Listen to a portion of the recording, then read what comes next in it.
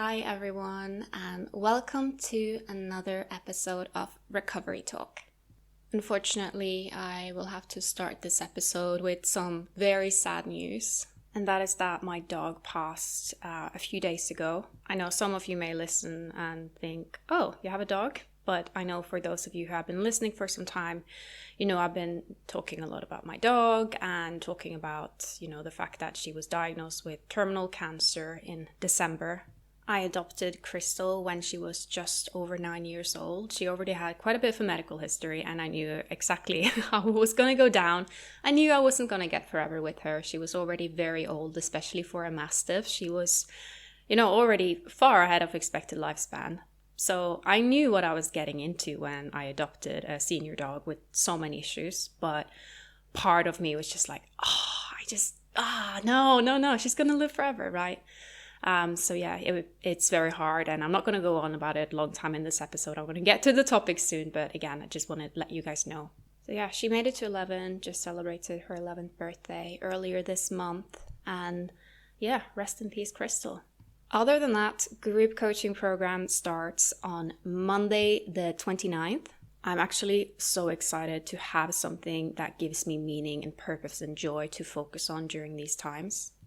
I always have a few last-minute joiners, so if you are interested in joining us, head over to letsrecover.co.uk, and I always am happy to answer any questions you guys might have about the group coaching program. If you're not quite sure if it could be right for you or not, drop me an email at contact@letsrecover.co.uk.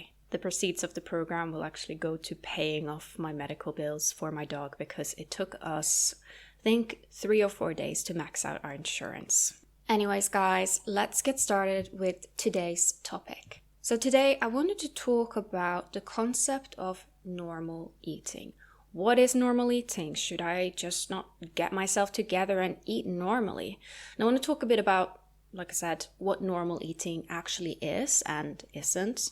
But also talk a bit about why it doesn't necessarily always matter, especially not in eating disorder recovery. I remember when I started my own recovery, I was quite hung up in how and what everyone else ate. And on the surface level, some may say, oh, that's good because, you have anorexia, so you should start wanting to eat more like people who don't have anorexia.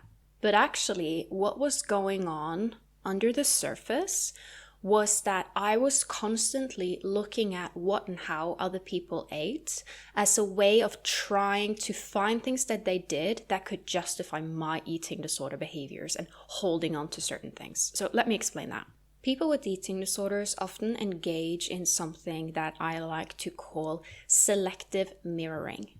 What this means is that a person with an eating disorder will often look to the people around them and mirror their behaviors or want to mirror their behaviors, but only if that behavior is something that fits the narrative of the eating disorder. An example that I sometimes use could be maybe you see your friend who's gone on the keto diet and you're thinking, oh, they are not eating carbohydrates, so I shouldn't do that.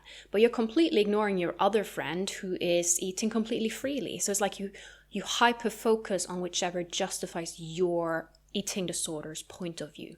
Or your sibling may have started going to the gym and then you're thinking, I should go to the gym. But you're completely ignoring the fact that your sibling is going to the gym but also eating a lot of food. So it's like a pick and choose kind of behavior. Oftentimes eating disorder behaviors are just a bunch of pick and choose behaviors where someone will take one behavior from one person, another person, or from society, or something they read, or something they feel should be right, or something they heard other people with eating disorders do, until it is just, again, like an accumulation of behaviors. And it's tricky because a person without an eating disorder may have 90%, 99% healthy non-disordered behaviors they do, but they might have that one habit that they do, potentially for completely non-eating disorder reasons. And that can be something a person with an eating disorder can use as ammunition. So for example, you may have a friend that absolutely does not have an eating disorder, no problem with food whatsoever, but they have a tendency not to eat breakfast for whatsoever reason. And then you latch onto that and think, oh yeah, but this person don't do that, or this person do that, so I should do it, right? This is part of the many reasons why I think the focus on normal eating can so quickly become an eating disorder's way of justifying more disordered behaviors. Because normal eating looks so different for different people. So yeah, this was something I struggled with a lot in my own eating disorder recovery. And I realized that my desire to figure out what normal eating was, and constantly looking at what everyone else said and thought and ate, it was a lot about, feeling so scared of the whole thing, eating thing, the whole, the whole recovery thing, feeling so scared of doing it wrong. And very often the eating disorder will latch on to this thing of needing to do something perfectly, needing to do it right, or you can't do it at all. So for example, something like eating was something where I was like, okay, yeah, of course, yeah, I can increase my intake, but I need to do it perfectly. And I got so focused on what was the normal way to eat and also what was the correct way to eat. Like what was the perfect amounts of fats, carbohydrates, proteins, which one should I do? And of course, I chose to hyper-focus on whichever fits my eating disorder narrative, which of course was, oh, you need a bunch of proteins. Oh, the fats and the carbs? Not that dangerous. That's nothing to worry that much about. But this in itself can also be so different from person to person. For example, someone who may have gotten very into a high carb, low fat, raw vegan lifestyle may not hyper focus so much on proteins. They may instead be like, oh, we need the fruit, we need the vegetables. That might be their focus. So again, even eating disordered eating can also vary a lot from person to person. I had one thing in my advantage, and that was living in a family that ate relatively just non-restrictive, and also a family that had big appetites. For example, I had 2 younger brothers and they would eat a lot. So on one hand, I did get representation of eating generously, of having another serving or 2 or 3. Like that was something that I saw in my home, which was really good.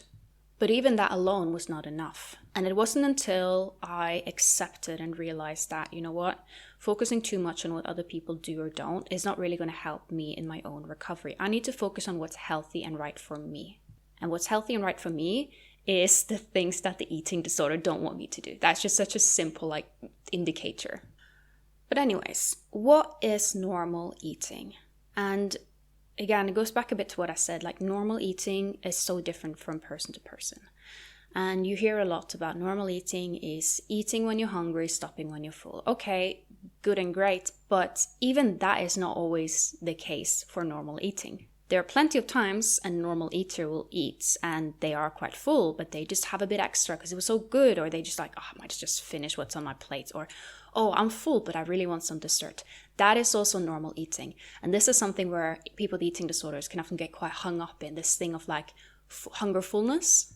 A lot of times in eating disorder recovery, someone may feel physically very full, but mentally hungry, even though it can also be the complete other way around. And because the eating disorder is always not more, stop here, hold back, it can be so easy to latch onto this idea of, oh, you should eat when you're hungry, stop when you're full, and now I feel full, so I should stop eating. But truth is, in recovery, chances are you're going to have to push it a bit in terms of your intake, and that's completely okay. I had to do that so much in my own recovery. I remember just eating and crying because I was just so full. And I remember how I was thinking this is not normal. This can't be normal. This is no. I'm adopting bad habits here. But you know what? It was exactly what I needed. And if I haven't done that, I wouldn't be where I am now. I had a meal plan and I had to finish everything that was on that meal plan. End of story. And there is a point where it's okay, maybe I can move over to intuitive eating now, or quote unquote more normal eating than force feeding myself. There is a point of that, but be aware of not doing it before you're in the right place. So for example, in my case, I was still at a point where I was in a refeeding process and I was in a restoration of weight process. My body was not where it needed to be and I needed to push it a bit in my intake. And I also knew at that point, mentally, if I were to just be I'm just going to do whatever feels right, it would have been too restrictive. And the process of moving from more planned, structured eating, maybe in the context of a meal plan or meal structure, to more free intuitive eating is something that is quite well to do in collaboration with a coach or a therapist, or with some kind of support around you that can help give you those tools. Then again, there also is the good old reactive hunger. When someone is going through a reactive hunger, you just have to throw normal eating out of the window. My God, I hear this from clients all the time. When they're going through reactive hunger, they're this is not normal, this is bad, I'm developing binge eating disorder, and all sorts of things, and hyper-focus on the fact that they are eating different than other people around them. But here's the thing. if those people around you had also been starved, they would also eat in the way that you're doing now that you're going through reactive hunger. Reactive hunger is a normal response to an abnormal situation. It happens even in animals. You can't expect someone who has been starved over a period of time to just be like, oh, I'm just gonna eat normal. Because they are in like I said, there is an abnormal situation. It will literally be like expecting someone with a broken leg to just walk normally. No. And imagine if that was the focus. Imagine if you had a friend and they broke in their leg and they just kept walking around doing things as normal. You would have been like, your leg is broken. Shouldn't you just, rest? You need more rest. They'd be like, no, everyone else is walking. Why shouldn't I? Right? It's easy to see when it comes to other people and when it comes to other scenarios, but notice how hard it is to see for yourself when you're going through an eating disorder, because an eating disorder will latch onto, like what I said, with this idea of normal eating, what other people do, what other people don't. But other people are not necessarily in recovery from an eating disorder, correcting an energetic deficit of thousands and thousands and thousands of calories. What's so interesting with eating in recovery is how people can kind of fluctuate between reactive hunger and then suddenly feeling very full and having low appetite. Like it really can go in so many different ways. I remember having a period where I was just so full. That's what I mentioned a bit earlier. And I was just like, oh God, no. If I could just like inhale the food in without if I could just like breathe in the calories, it sounds weird, but if I could do that in that point, I would just be like, yeah, I would do that because I was so full. But this was such a contrast to when I went through reactive hunger, which I actually went through several times throughout my eating disorder and also throughout my recovery. It was like in my case, it was something that kind of come and go a bit. And sometimes these can even overlap where someone feels reactive hunger, but they are so full, but they still have that drive to eat, which is such a normal reaction, such a normal manifestation of reactive hunger. My point with all of this is that how you're eating in recovery is not necessarily how you're going to eat when you are recovered, because it is two completely different situations to be in. Your body will be in two completely different states, and so will your mind.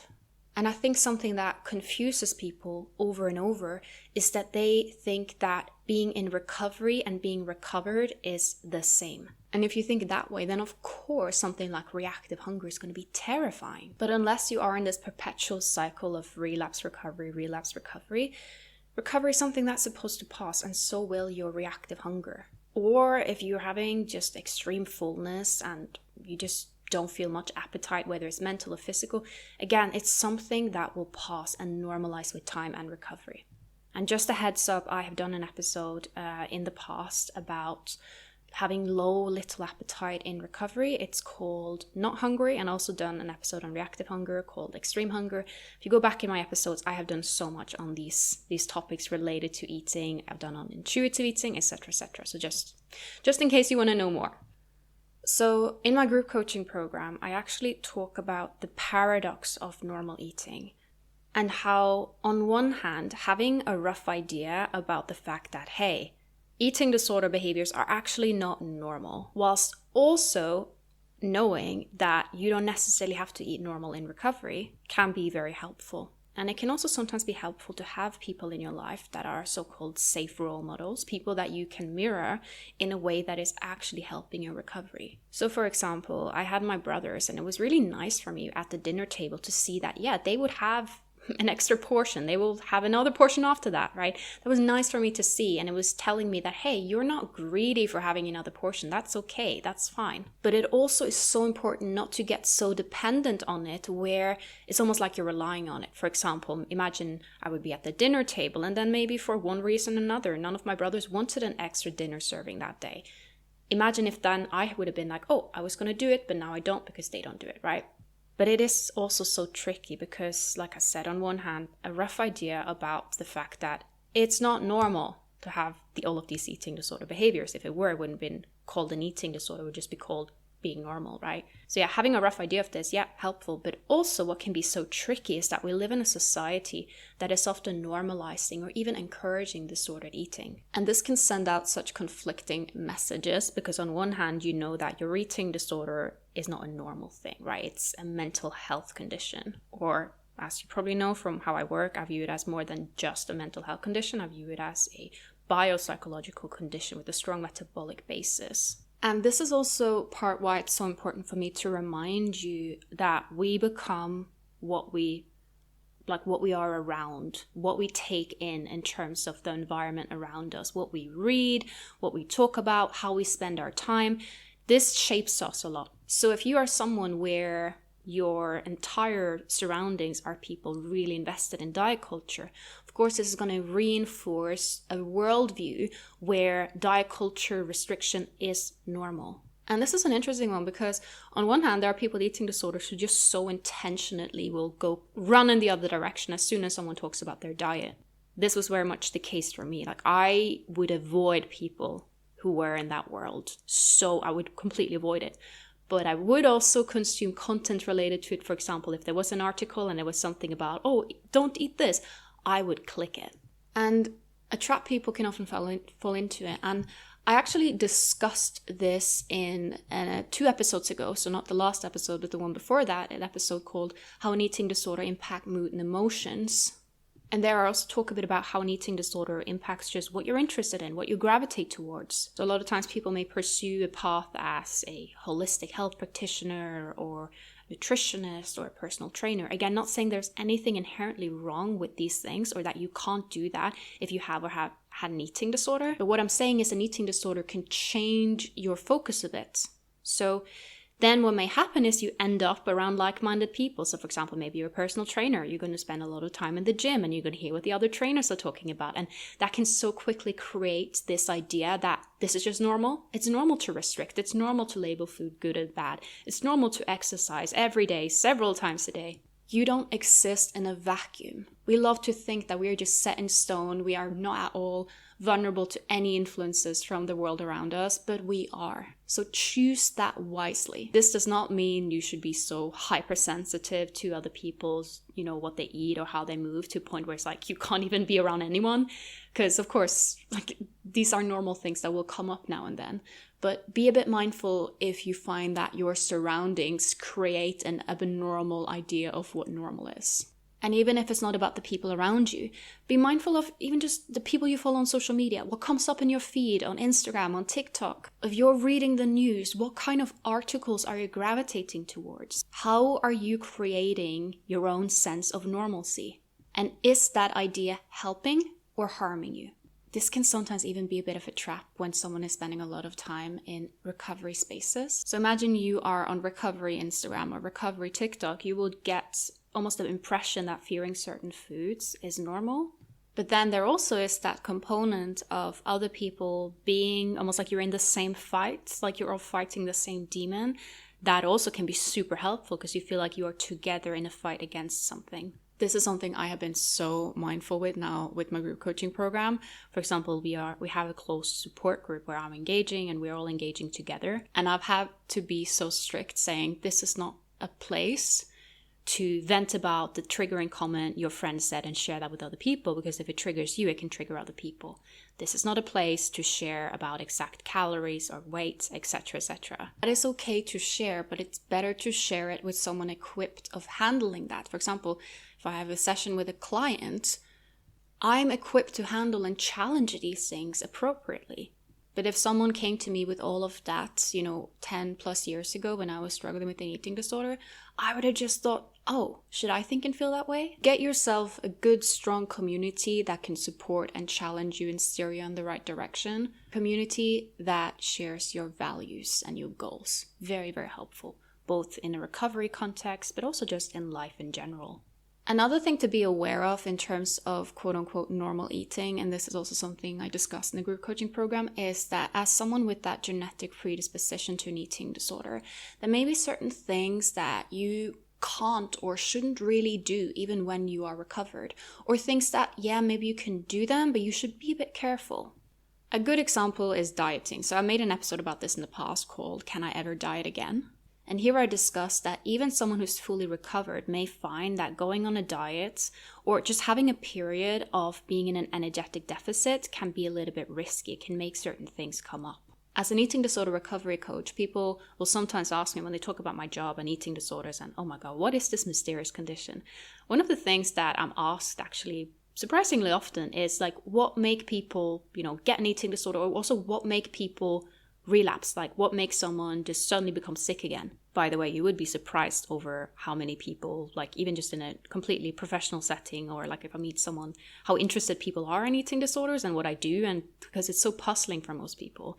Anyways, what I say often is that one of the biggest triggers of a relapse can actually getting food poisoning, falling sick. Because the person may have that genetic predisposition and they end up in an energetic deficit, and they don't understand suddenly why they feel urges to maybe move more, restrict more, so they don't go against it, right? And this is why it's so important to be a bit aware that this could be a trigger for you, especially if you are fresh out of recovery. But yeah, something I will discuss more in depth, maybe in future episodes, but also in my program. So anyways, yeah, back to what I was trying to say is that there are certain things that you may find that other people can do that maybe you shouldn't do. And it's a little bit tricky to say this because I don't want you to feel like you must limit yourself.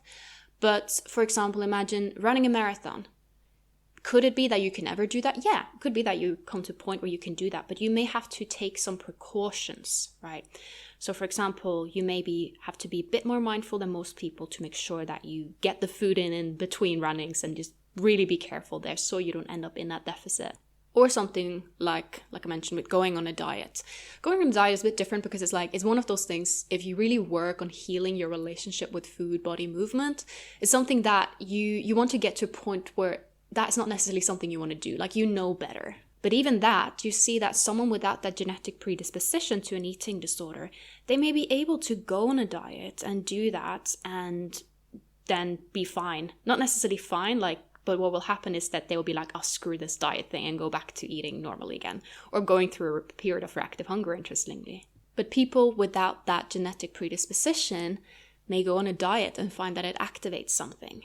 There's an interesting case in Norway right now, so in my home country, where we have this TV show where basically, I hate it so much. I haven't watched it, but I just hate it.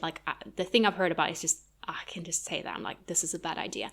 Anyways, it's about taking celebrities, especially celebrities that are in bigger bodies, and put them through an intensive diet and workout program over a period of time. And one of the participants is a guy who is a singer.